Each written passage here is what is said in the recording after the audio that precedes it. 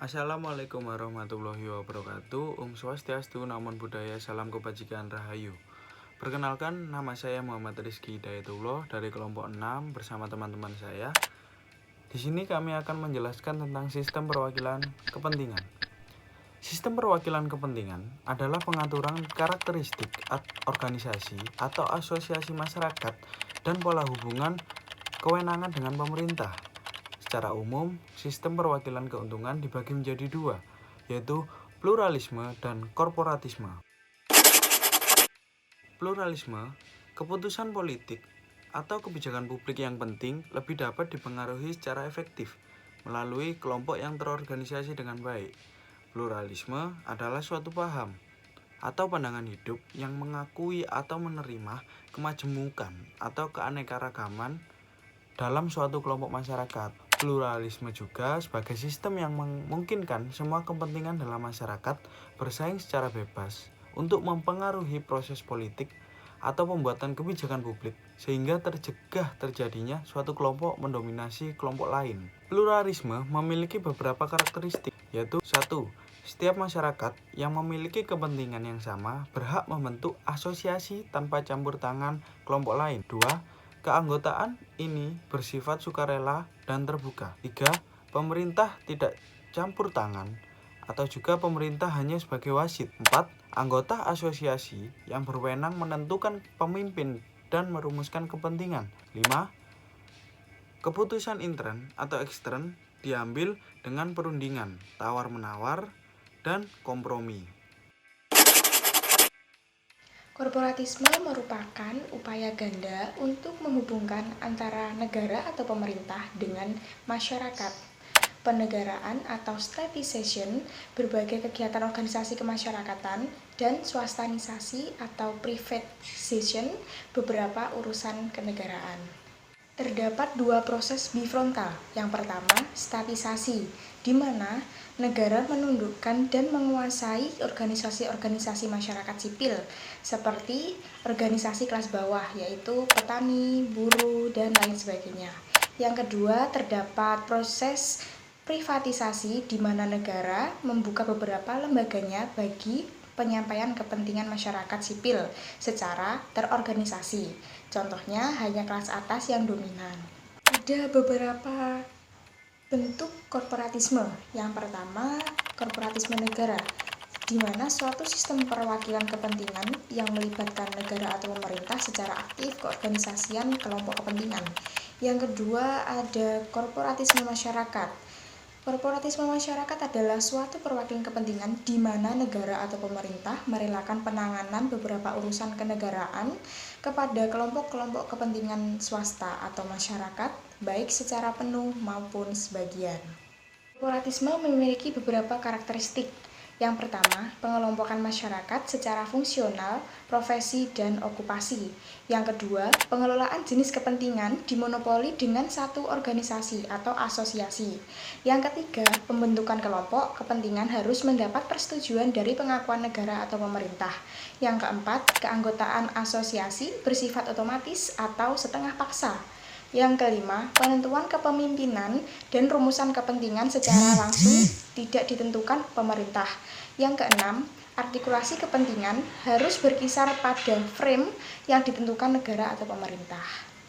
Terdapat beberapa lembaga-lembaga negara tambahan atau biasa disebut dengan State Auxiliary Agencies, seperti BSF, Badan Pertimbangan Pendidikan Nasional, Komnas HAM, KPU, KPPU, KPK, dan lain sebagainya.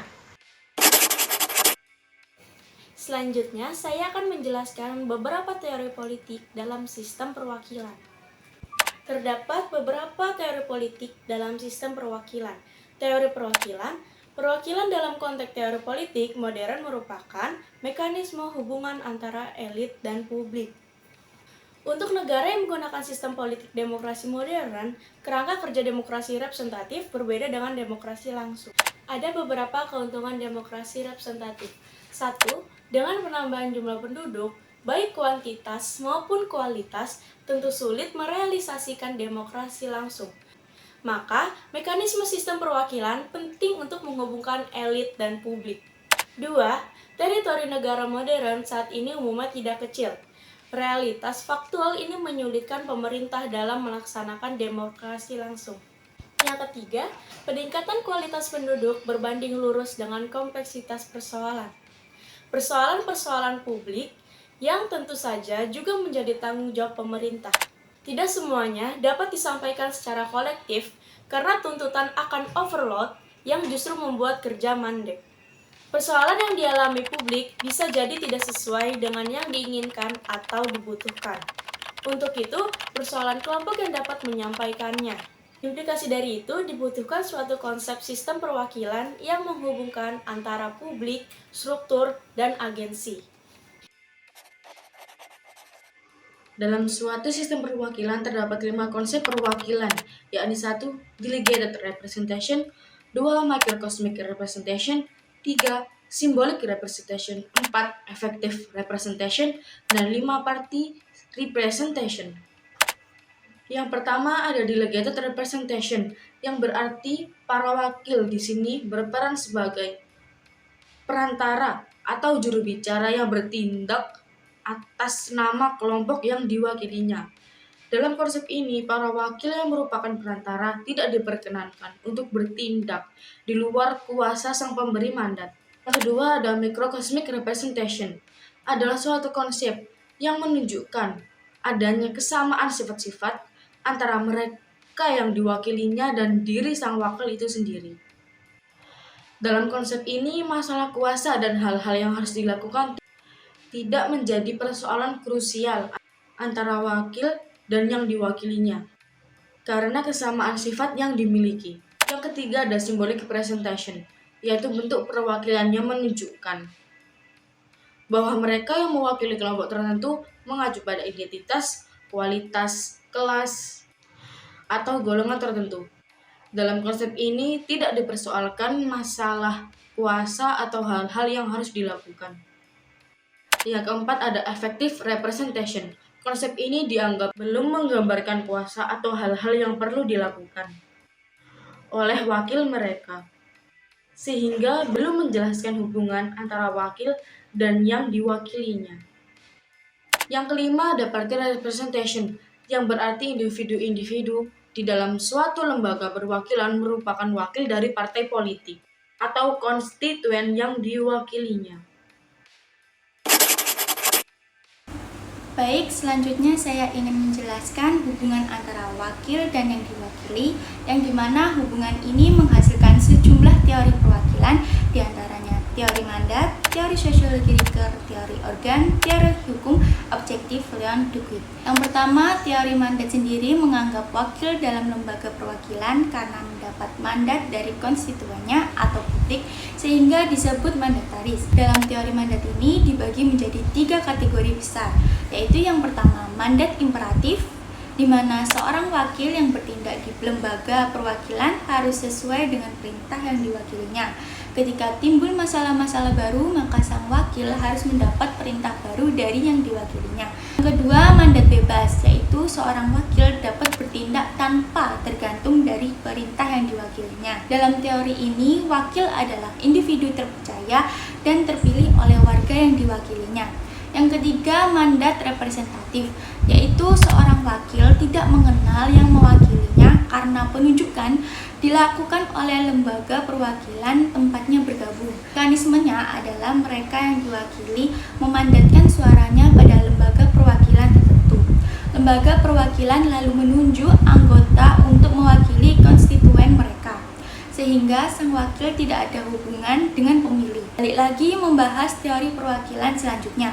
Ada teori sosiologi Ricker yang mengatakan bahwa hubungan antara wakil dan yang diwakili tidak bersifat politis, melainkan lebih bersifat sosial. Sang pemilih akan memilih wakil-wakilnya yang dapat mempresentasikan kebutuhan dan tuntutan kepada eksekutif yang ahli di bidang kenegaraan dan akan sungguh-sungguh membela kepentingan pemilih. Yang ketiga, teori organ menjelaskan bahwa negara merupakan suatu organisme dengan alat-alat perlengkapan berupa eksekutif, parlemen, dan publik yang masing-masing memiliki fungsi serta saling bergantung satu sama lain.